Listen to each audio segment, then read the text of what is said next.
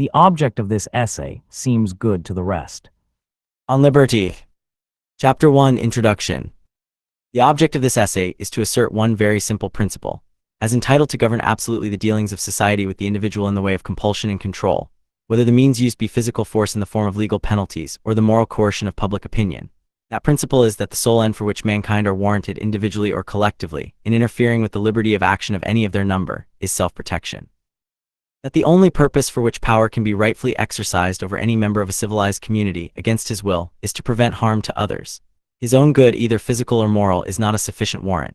He cannot rightfully be compelled to do or forbear because it will be better for him to do so, because it will make him happier, because in the opinions of others to do so would be wise or even right.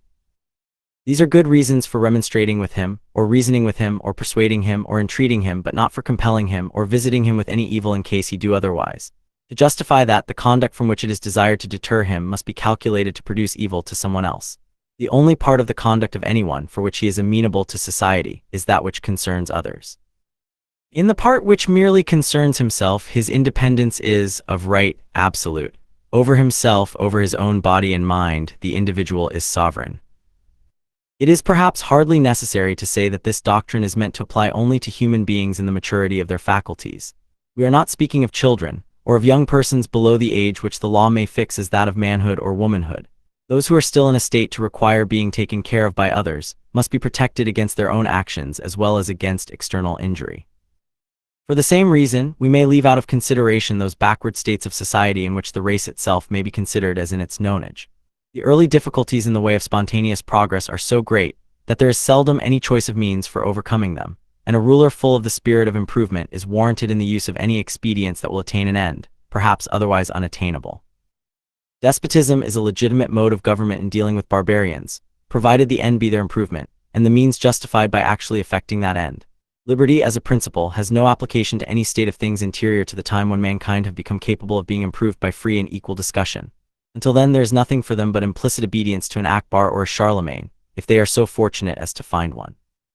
But as soon as mankind have attained the capacity of being guided to their own improvement by conviction or persuasion, a period long since reached in all nations with whom we need here concern ourselves, compulsion, either in the direct form or in that of pains and penalties for noncompliance, is no longer admissible as a means to their own good, and justifiable only for the security of others.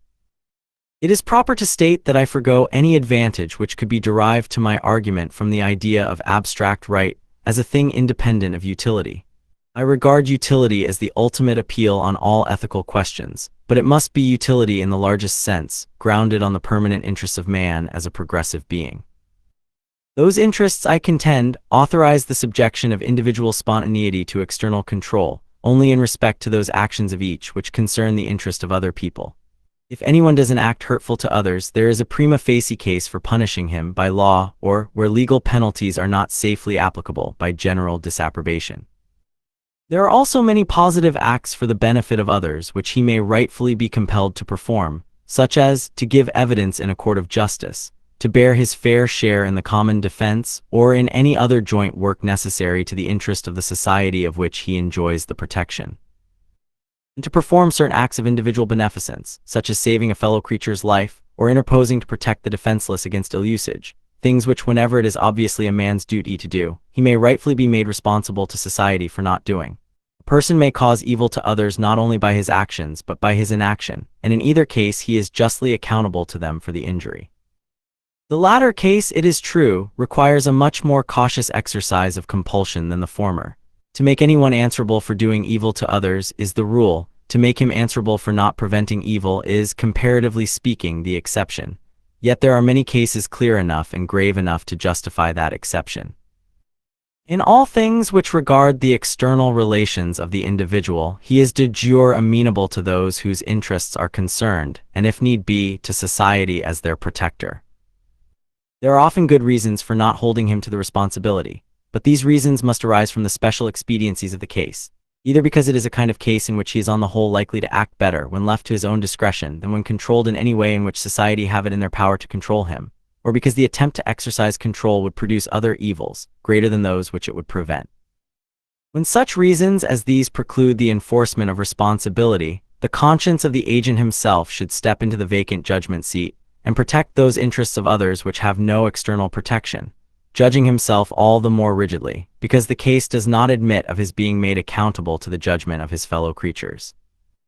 But there is a sphere of action in which society, as distinguished from the individual, has, if any, only an indirect interest, comprehending all that portion of a person's life and conduct which affects only himself, or if it also affects others, only with their free, voluntary, and undeceived consent and participation.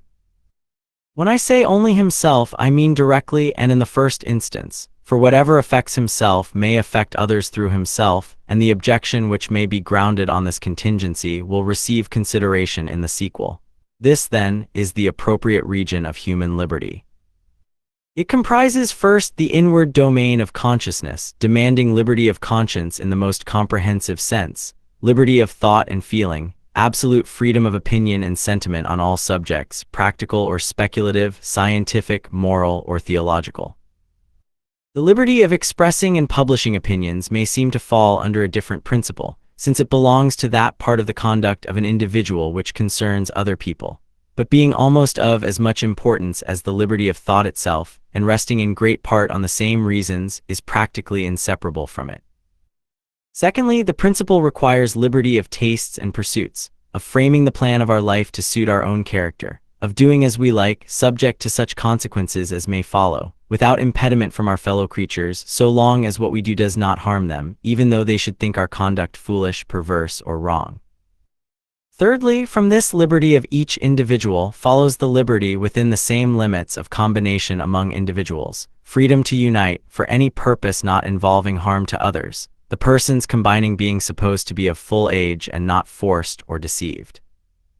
No society in which these liberties are not, on the whole, respected is free, whatever may be its form of government, and none is completely free in which they do not exist absolute and unqualified. The only freedom which deserves the name is that of pursuing our own good in our own way, so long as we do not attempt to deprive others of theirs or impede their efforts to obtain it. Each is the proper guardian of his own health, whether bodily or mental and spiritual.